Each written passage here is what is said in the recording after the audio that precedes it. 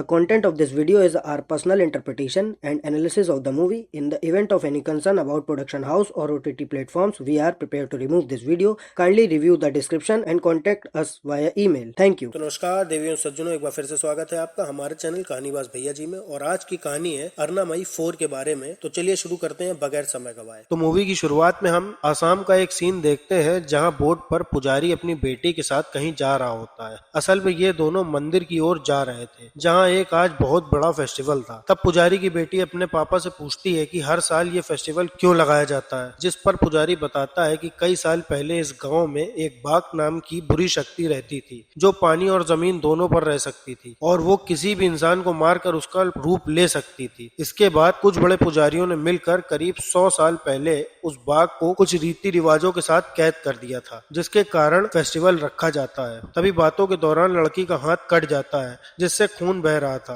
और उसी समय पुजारी का चप्पू एक जगह अटक कर टूट जाता है और हम देखते हैं कि ये तो वही जगह है जहाँ पर बाघ को कैद किया गया था और अब चप्पू लगने के कारण वो ढक्कन टूट गया जिससे बाघ बाहर निकल आया। वहीं पुजारी की बेटी का खून भी पानी में गिर गया था, जिस कारण बाघ सीधा पुजारी की बेटी पर अटैक करता है और अगले ही पल हम देखते हैं कि पुजारी की बेटी पानी से मछली निकाल कर खा रही है, जो देखकर पुजारी उसे ऐसा करने से मना करता है। तभी पुजारी की नजर उसकी बेटी की लाश पर पड़ती है जो पानी में बह रही थी और पुजारी समझ जाता है कि ये सामने जो उसकी बेटी बैठी है वो बाघ है जिसने उसकी लड़की का रूप ले लिया है। अब ये बाघ पुजारी पर भी हमला करता है, पर उसी समय मंदिर में देवी की पूजा हो रही थी जिससे बाघ थोड़ा कमजोर पड़ गया था। तब पंडित जी पवित्र जल छिड़क कर उस बाघ की आत्मा को एक लोटे में कैद कर लेते हैं। इस पर बाघ तड़पने लगता है कि मेरी आत्मा को छोड़ दो, पर यहाँ पुजारी कहते हैं कि तूने मेरी बेटी को मारा है, अब से तू ऐसे ही हमेशा के लिए मेरी बेटी बनकर रहेगा। अब बाघ की आत्मा जिसके पास होती है उसकी हर बात मानता है, इसलिए बाघ को पुजारी की बात माननी पड़ती है। हालांकि बाघ पुजारी पर काफी गुस्सा था। फिर पुजारी बाघ को अपने घर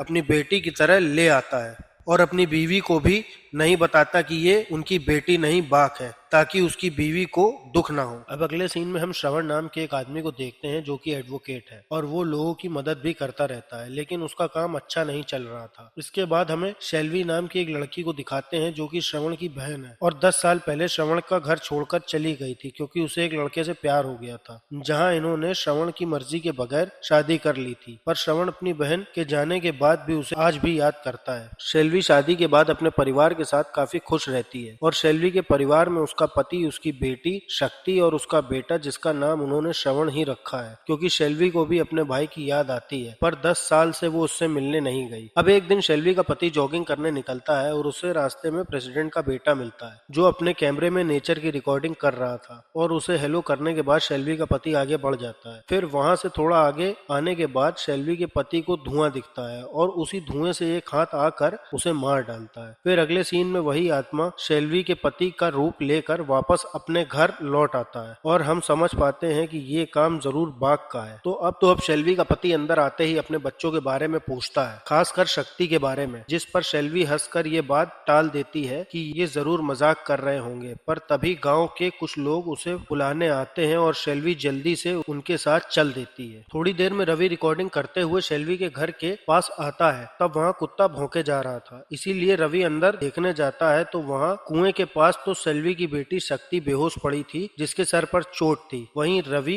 कुएं में देखता है कि शैलवी तो फांसी लगाकर मर चुकी है। लेकिन अब यहाँ सोचने वाली बात तो ये थी कि गांव वाले तो शैलवी को अपने साथ लेकर गए क्योंकि उन्हें शैलवी के पति की लाश मिली थी, पर यहाँ तो असली शैलवी भी फांसी लगाकर मर चुकी है। इसका मतलब कि बाघ ने शैलवी को भी मार दिया है और वही शैलवी का रूप लेकर वहाँ गया है। इसके बाद ये खबर श्रवण को मिल जाती है कि उसकी बहन और उसका पति मर चुका है, जो सुनते ही वो तुरंत अपनी आंटी के साथ शैलवी के गांव आता है। यहाँ पहुंचकर गांव वाले कहते हैं कि हमें तो आपके बारे में पता ही नहीं था, इसीलिए हम सब गांव वालों ने मिलकर शैलवी और उसके पति का क्रियाक्रम कर दिया। यहीं पर श्रवण को शैलवी के पति के काम के बारे में पता चलता है, जो कि रियल एस्टेट में पुराने घरों को रिकंस्ट्रक्ट करके अच्छे दाम पर बेचता था। इसी तरह से शैलवी के पति ने जिस घर में रह रहा था उसे भी बेचने का सोचा था, क्योंकि उसके सर पर थोड़ा कर्जा हो गया था और वो उसका एडवांस भी एक आदमी से ले चुका। अब वो नहीं है तो उसके बिहाफ पर यह डील श्रवण को ही करनी होगी, इसीलिए अब डील होने तक श्रवण को इसी गांव में रुकना पड़ता है। इसके बाद हम देखते हैं कि शक्ति तो अभी भी कोमा में पड़ी है और उसका छोटा भाई श्रवण बिल्कुल ठीक है। हालांकि छोटा श्रवण जब खेल रहा होता है तब उसके साथ कुछ अजीब सा होता है, इसीलिए वो डर के मारे अपने मामा के पास चला जाता है। तभी यहाँ पर माया आती है जो कि एक डॉक्टर है और वो यहाँ के लैंडलॉर्ड की बेटी है जिसके नाम ये घर होने वाला है। अब हम जान पाते हैं कि शक्ति का ट्रीटमेंट माया ही कर रही है और माया का कहना है कि गांव में कोई हॉस्पिटल नहीं है तो क्यों ना इसी घर को हॉस्पिटल में बदल दिया जाए। अब शाम को जब छोटा श्रवण फोन पर गेम खेल रहा होता है तब उसे कुछ अजीब सी चीज महसूस होती है। उसी समय वहाँ पर एक हाथ आकर बच्चे का हाथ पकड़ लेता है जिससे वो डर जाता है। फिर वहाँ पर श्रवण की आंटी आती हैं और उन्हें तो पूरा एक साया दिखता है जिसे देखकर उनकी हालत भी खराब हो जाती है। अब अगले दिन श्रवण अपनी बहन की कब्र पर जाकर उसे याद करने लगता है और वो कहता है कि मेरी बहन इतनी कमजोर नहीं थी जो कि फांसी लगा ले।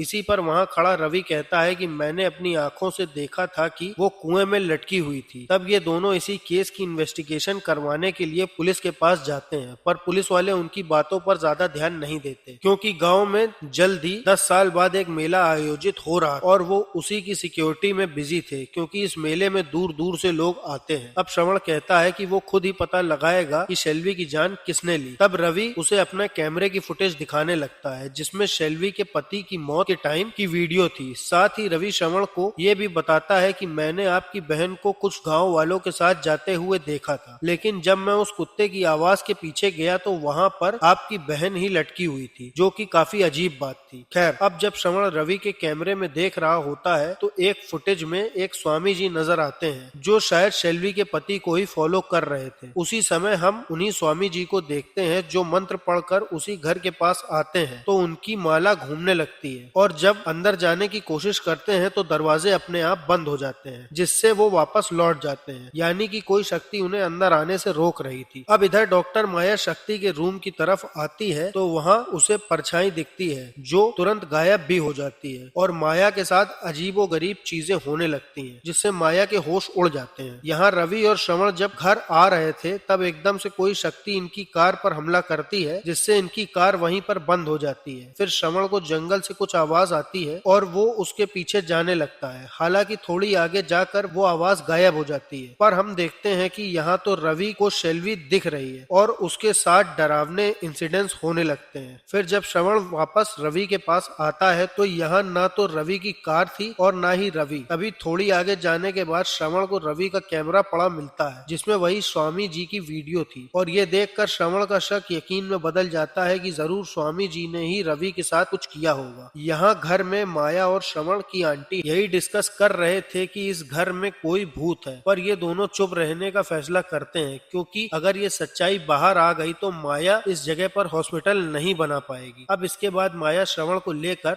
उस गांव के सबसे बड़े फेस्टिवल में आती है जो 2 दिन बाद शुरू होने वाला था और यहाँ माता की बड़ी सी मूर्ति बनाई गई थी और ठीक उसी के सामने एक असुर की भी मूर्ति थी जिस पर फेस्टिवल वाले दिन माता वार करेंगी। यहाँ इनकी बातों से हमें ये भी पता चलता है कि इस मेले में भारत के कोने कोने से लोग शामिल होने आते हैं क्योंकि ये बहुत पवित्र फेस्टिवल है। वहीं हम कुछ पुजारियों को भी देखते हैं जो कि मेले के लिए आए थे और उन्हीं में हमें वही पुजारी दिखता है जिसने मूवी की स्टार्टिंग में बाघ को कैद कर लिया था। अब जब ये पुजारी मंदिर में जाने लगता है तो मंदिर के ऊपर देखकर उसके होश उड़ जाते हैं और वो यहाँ से भाग निकलता है। अब इसने ऐसा क्या देख लिया था वो हमें आगे पता चलेगा। इधर हम श्रवण को देखते हैं जो कहीं जा रहा था, तब उसे जंगल में रवि की कार दिखती है जो पेड़ से ठुकी हुई थी और वो उसी पेड़ पर रवि की लाश भी पड़ी थी, जिसे देखते ही श्रवण पुलिस को बुला लेता है और प्रेसिडेंट अपने बेटे की मौत पर बहुत रोते हैं क्योंकि 2 दिन बाद तो उसका बर्थडे था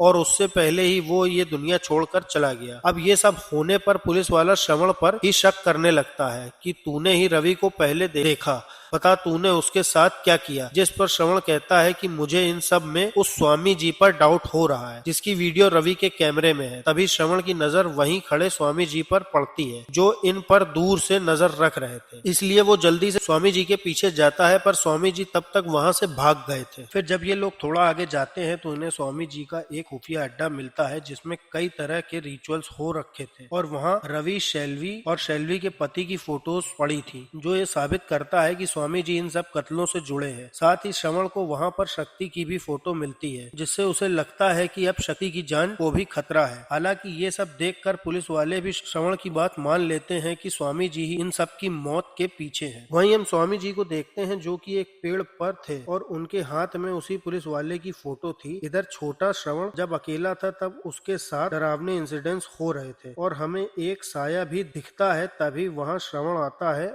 और सब नॉर्मल हो जाता है। फिर श्रवण को वहाँ शेल्वी की एल्बम दिखती है, जिसमें श्रवण जब शक्ति के बर्थडे की फोटो देखता है तो उसे कुछ समझ आता है और वो सीधा जाकर गांव के लोगों के सर्टिफिकेट चेक करने लगता है, जिसमें उसे कुछ क्लू मिलते हैं। और ये देखकर वो सीधा माया को कॉल करके कहता है कि जाकर शक्ति की बॉडी पर चेक करो कि कहीं उसकी बॉडी पर रेड मोल तो नहीं है। फिर थोड़ी देर में श्रवण भी वहाँ पहुँच जाता है और ये देखते हैं कि शक्ति के पीठ पर एक रेड मोल है। फिर श्रवण माया को बताता है कि कल यानी 15 जून को शक्ति, रवि और उस पुलिस वाले का बर्थडे है और इन तीनों का जन्म 10 साल के गैप में हुआ था। जैसे शक्ति से 10 साल पहले रवि जन्मा था, रवि से 10 साल पहले पुलिस वाला, और वही दिन था जब यहाँ पर 10 साल पर बड़ी पूजा होती है। साथ ही इन तीनों की बॉडी पर रेड मोल है, यानी मरने वाले लोगों में बर्थ डेट और रेड मोल की सिमिलैरिटी है। जो कोई भी इनकी मौत के बीच में आता है वो मारा जाता है, जैसे शेल्वी और उसका पति मारे गए। इसीलिए अब श्रवण माया को शक्ति का ख्याल रखने को कहता है और खुद पुलिस वाले को बचाने निकल जाता है। उसके थोड़ी देर बाद यहाँ घर पर वही पुजारी आता है जो जबरदस्ती घर में घुस जाता है और माया और श्रवण की आंटी उसे रोक भी नहीं पाते। लेकिन तभी पुजारी को अंदर एक अजीब साया दिखता है और वो उस पर हमला भी कर देती है। तभी पुजारी उस साये से बचते बचते शक्ति के पास जाता है ताकि वो उसे मार सके और हम देखते हैं कि इस साये के हमले से पुजारी को जितनी भी चोट आ रही थी वो सब अपने आप ही हील हो रही थी। हालांकि ये साया जैसे तैसे करके उस पुजारी को घर से बाहर निकाल ही देता है और ये पुजारी जाते हुए इनसे कहता है कि इस घर को आज ही खाली कर दो वरना तुम सब मारे जाओगे। जो देखकर माया और श्रवण की आंटी काफी डर गई। इधर श्रवण पुलिस वाले को ढूंढता हुआ जंगल में पहुंच गया था। तभी उसे वहाँ वही स्वामी जी दिखते हैं जो कि पुलिस वाले पर रिचुअल कर रहे थे। ये देखकर श्रवण स्वामी जी से भिड़ जाता है। अब जब ये दोनों लड़ रहे होते हैं तो पुलिस वाले की बॉडी अपने आप हवा में जाती है और फिर वो तुरंत गिर कर मर जाता है, जिस पर स्वामी जी श्रवण को कहते हैं कि तुमने रिचुअल खराब कर दिया, सब कुछ बिगाड़ दिया। मैं तो इस पुलिस वाले को बचा रहा था उस बाघ से। यानी अब तक स्वामी जी उन सब मरने वालों को ही बचाने के लिए उनका पीछा कर रहे थे। अब ऐसा क्यों हुआ ये हमें आगे पता चलेगा। उसी समय हम दूसरी साइड शक्ति को देखते हैं जो कि कोमा से बाहर आ गई थी। इसके बाद यहाँ पुलिस वाले उस आसाम वाले पुजारी के घर जाते हैं और देखते हैं यहाँ तो कोई पुजारी और उसकी बीवी की लाश पड़ी थी, यानी जो पुजारी शक्ति को मारने गया था वो शायद बाघ ही है। फिर हम देखते हैं कि पुलिस वालों ने स्वामी जी को भी पकड़ रखा है और आज स्वामी जी सब कुछ बताते हैं। असल में वो आसाम से ही हैं, जिनके परिवार वालों ने ही मिलकर उस बाघ को कैद किया था ताकि वो आगे किसी की जान ना ले पाए। और कुछ ही साल पहले बाघ फिर से आजाद हो गया, जो कि हमने मूवी की स्टार्टिंग में देखा था। फिर कुछ टाइम बाद स्वामी जी ने उस पुजारी की बेटी की डेड बॉडी देखी तो वो देखते ही चौंक गए, क्योंकि उन्होंने तो पुजारी की बेटी को उनके साथ देखा था और यहीं वो समझ गए थे कि ये सब बाघ ने किया है। पर जब ये लोग पुजारी से मिलने गए तो पता चला पुजारी तो आसाम से जा चुके हैं, क्योंकि वो अपनी बेटी को खोना नहीं चाहते थे, फिर चाहे वो बाघ ही क्यों ना हो। इसके बाद स्वामी जी पुजारी को ही ढूंढने लगे और उन्हें इस जगह की देवी माँ के बारे में पता चला कि यहाँ की कितनी मान्यता है और उन्हें पुजारी यहाँ मिल सकता है। फिर वो बताते हैं कि पुजारी ने इस मंदिर की चोटी पर वो लोटा छुपा दिया था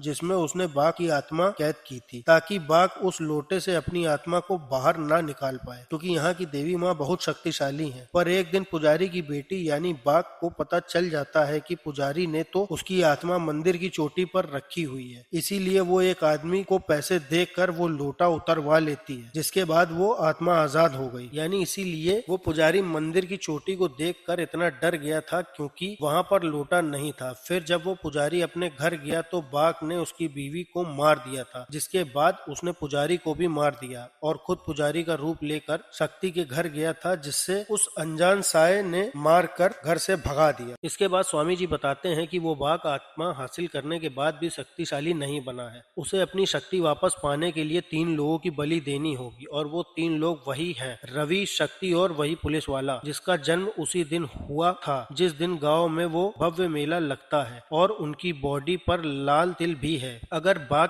इन तीनों की बलि माता की पूजा होने से पहले दे देता है तो वो बहुत शक्तिशाली हो जाएगा, जिसे फिर कोई रोक नहीं सकता। इसीलिए पहले वो बाघ शक्ति को मारने के लिए ही शेल्वी के पति को मार कर उसका रूप लेकर आया था और शेल्वी से बार बार शक्ति के बारे में पूछ रहा था। तभी शेल्वी शीशे में देखती है कि ये तो कोई बुरी आत्मा है। तभी शेल्वी अपने बच्चों को बचाने में लग जाती है और अपनी जान तक जोखिम में डाल देती है ताकि आत्मा उसके बच्चों को कुछ न कर पाए। हालांकि ये बाघ शेल्वी को फांसी लगाकर वहीं मार डालता है। इसके बाद बाघ ने शेल्वी का रूप ले लिया था और शक्ति को मारने ही वाला था, पर वहां मौके पर गांव वाले पहुंच गए जो उसे अपने साथ ले जाते हैं। फिर जब शक्ति अपनी माँ को देखने कुएं पर आती है तो उसका पैर फिसलता है और उसके सर पर पत्थर टकराने से वो बेहोश हो जाती है। अब स्वामी जी कहते हैं कि मैं काफी टाइम से इस उलझन में था कि इस बाघ ने अभी तक शक्ति को क्यों नहीं मारा, और वो बताते हैं कि अभी शक्ति की माँ शेल्वी उसकी रक्षा कर रही है, जो आत्मा बनकर उस बाघ से